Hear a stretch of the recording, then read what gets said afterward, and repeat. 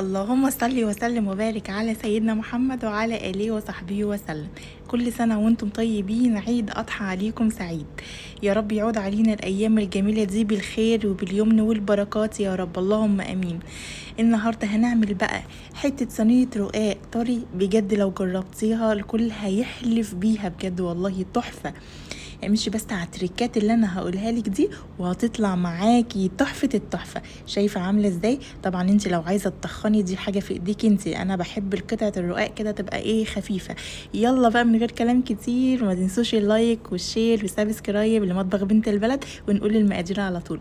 اول حاجه معايا لحمه مفرومه اقل من نص كيلو والله، وبصلتين انا مقطعهم في الكبه، طماطمايه، قرن فلفل، البهارات ورق لوري، حبهان، ملح، قرفة، فلفل اسود، كمون، بهارات لحمة 7 بهارات، هكتب لكم بابريكا، هكتب لكم المقادير في صندوق الوصف. جيت بقى على النار، حطيت معلقة سمنة سيحتها، وهنزل بالبصلتين كده متوسطين انا مقطعهم في الكبة، مديهم لفتين كده، عايزه تبشريهم اللي يريحك خالص. هدي بقى تشويحه كده للبصل الاول في معلقه السمنه، بعد كده هنزل بالبهارات بتاعتي. البهارات هنزلها لك في صندوق الوصف، او البهارات اللي تحبي تحطيها على عصاج اللحمه براحتك خالص، انا مش هربطك ببهارات معينه. عايزه بقى تحطي القرفه، عايزه تحطي، مش عايزه تلغيها كده. بعد كده بعد ما حمرت البصل كده بالبهارات، هنزل باللحمه المفرومه بتاعتي وهسيبها تستوي. مش هحط الطماطمايه والقرن الفلفل اللي انا مقطعهم مكعبات دلوقتي خالص. اول ما اللحمه تستوي وتدخل في السوا، هنزل بالطماطمايه والقرن الفلفل. هوريها لكم دلوقتي يعني ما تستعجلوش، صلوا على رسول الله، اللهم صل وسلم وبارك على سيدنا محمد. خلاص اللحمه بقى بدات تدخل في السوا اهي، خلاص هي كده تعتبر استوت يعني.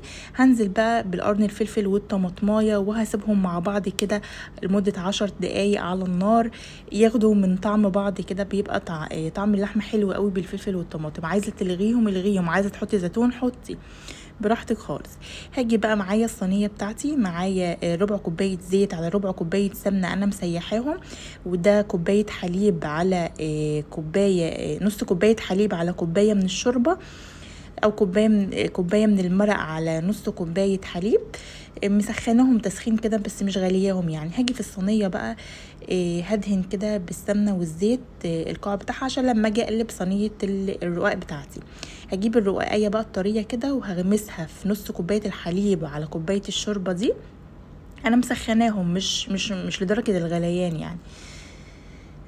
وبعد كده هنزل بالصينيه في اول رق، وهجيب الفرشه هدهن سمنه وزيت بين كل رقه ورقه كده. هتخلي بقى كده الحركه دي الرقاق مش معجن منك، وتحسي ان هو مورق، بتاكلي فطير كده. هعمل الطبقه التانية. انت هنا ممكن تعملي 4 طبقات تحت و4 طبقات فوق. انا كان عندي اللفه 6 طبقات، فعملت 3 تحت و3 فوق. بس لو كان عندي ازيد من كده كنت عملت 4 طبقات تحت رقاق واللحمه في النص، و4 طبقات رقاق فوق. وطبعا بين كل طبقه وطبقه كده بدهن سمنه وزيت اللي انا مسيحاهم.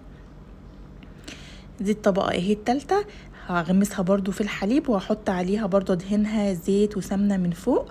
وبعد كده هحط العصاج بتاع اللحمه بتاعي، وهكمل ال3 طبقات التانيين بنفس الطريقه اللي انا عملتها، الخطوات اللي انا مشيت عليها في الاول.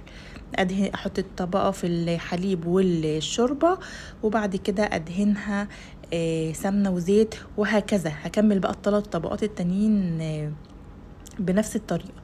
وزي ما قلت لك انتي حطي 4 ورقات رقاق تحت، ومنهم اللحمه، و4 ورقات رقاق فوق. انا طبعا عشان زي ما قلت لكم ما كانش عندي، فحطيت 3 تحت و3 فوق. وبين كل طبقه وطبقه طبعا بدهن السمنه والزيت بتاعتي. هكمل بقى بقيه الطبقات بنفس الطريقه، وهرجع لكم